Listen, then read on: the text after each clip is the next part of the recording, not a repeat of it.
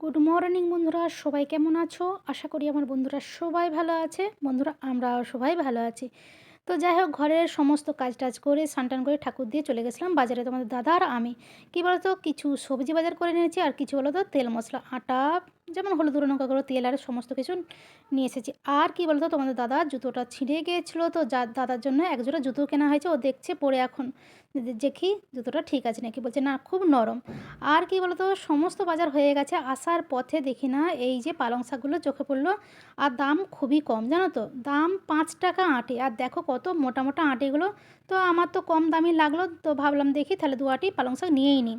তো বাড়ি চলে এসেছিলাম, বাড়িতে এসে কি বলো তো মুড়ি খাওয়ার জোগাড় করেছি। কি করেছি বলো তো, একটু বেগুন কুটে বেগুন যখন কিনে এনেছি, টাটকা টাটকা বেগুনি করলে মন্দ হয় না। আর সাথে নিয়েছি মূলা, পেঁয়াজ, কাঁচা লঙ্কা আর নুন, তো অবশ্যই নুন চপকে লঙ্কা খেতে দারুণ লাগে। আর সকালবেলা কাচাকুচি করে ছাদে মিলে দিয়ে গেছিলাম, আর তোমাদের দাদা আমি দুজনেই কিন্তু ছাদে চলে এসেছি। দেখি কতটা জিনিসগুলো শুকনো হলো। তা দেখছি সোয়েটার টয়েটারগুলো কী বলো তো, আর জিন্সের প্যান্টগুলো কোমরটা একটু মানে ভেজা রয়েছে, আর সোয়েটারটাও কী বলো তো মাথার দিকটা ভেজা। তা তোমাদের দাদা বলছে কী বলো তো, সুতির জিনিসগুলো শুকনো হয়ে গেছে, ওগুলো বরঞ্চ নিয়ে চলে যায়, পরে আবার এসে যেগুলো ভিজা রয়েছে পরে এসে তুলে নিয়ে যাব। তা ঠিক আছে চলো। ছেলে কিন্তু আজকে বায়না করেছে দুপুরে তোমার চাউমিন খাবে, বলছে মা আজকে ভাত বানিয়ে না, আজকে চাউমিন খেতে ইচ্ছে করছে, চাউমিন করবে। আচ্ছা ঠিক আছে, সেবেলা না হয় গরম গরম ভাত করা যাবে। ছেলের আবদার রাখতেই কিন্তু আজকে দুপুরবেলা আমাদের চাউমিন হচ্ছে। ওই যে পেঁয়াজকলি আরে কিনে এনেছিলাম, পেঁয়াজকলি আলু আর পেঁয়াজ কাঁচা লঙ্কা দিয়েই করছি কিন্তু। তো চাউমিনটা প্রায় শেষের মুখেই হয়ে এসছে, আর নুন ছড়িয়ে নামিয়ে নিলাম। তিনজনেরই কিন্তু চাউমিন বেড়ে ফেলেছি।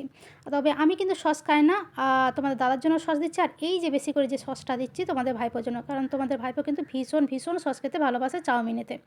তা যাই হোক চলো, তিনজনেরই তো রেডি করে ফেলেছি, আর ওরা তো দুজনে খাবে বলে ঘরের ভিতরে চুপচাপ বসে রয়েছে রেডি হয়ে কখন আমি নিয়ে যাব। তা দেখো তোমাদের ভাইপোকে তো খেতে শুরু করে দিচ্ছে, আর আজকে ঢিঢি করে হাওয়া দিচ্ছে বলে জানালা কিন্তু আমাদের খোলা হয়নি, বুঝেছো তো। তোমাদের দাদাও খাচ্ছে, বলছে ভীষণই ভালো হয়েছে। তোমাদের ভাইপো তো ভীষণই ভালো লেগেছে, ভীষণই ভালো লেগেছে, মুখটা দেখে তোমরা নিশ্চয়ই বুঝতে পারছো। আর তোমাদের ভাইপো কিন্তু স্নান টান করে রেডি হয়ে গেছে, পরীক্ষা দিতে হবে আজকে 10 তারিখ। আজকে কিন্তু তোমাদের ভাইপো 2টো থেকে 5টা পর্যন্ত পরীক্ষা।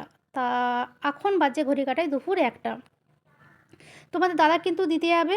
আর প্রতিবারই বলি তোমাদেরকে যে তোমাদের দাদা কিন্তু পরীক্ষার সময় দিতে যায় প্লাস আনতে যায়, বুঝেছো তো। তো চলো, ছেলে কিন্তু পুরো রেডি হয়ে গেল, আর আমিও রেডি হয়ে গেলাম পুরো বলে টলে। তো যাই হোক বন্ধুরা, চলো এই ছিল আমাদের আজকের ভিডিওটা যদি তোমাদের ভালো লেগে থাকে অবশ্যই লাইক কমেন্ট শেয়ার করো। আর বন্ধুরা সবাই ভালো থেকো, সুস্থ থেকো, আর এইভাবে এই বৌদি পাশে থেকো।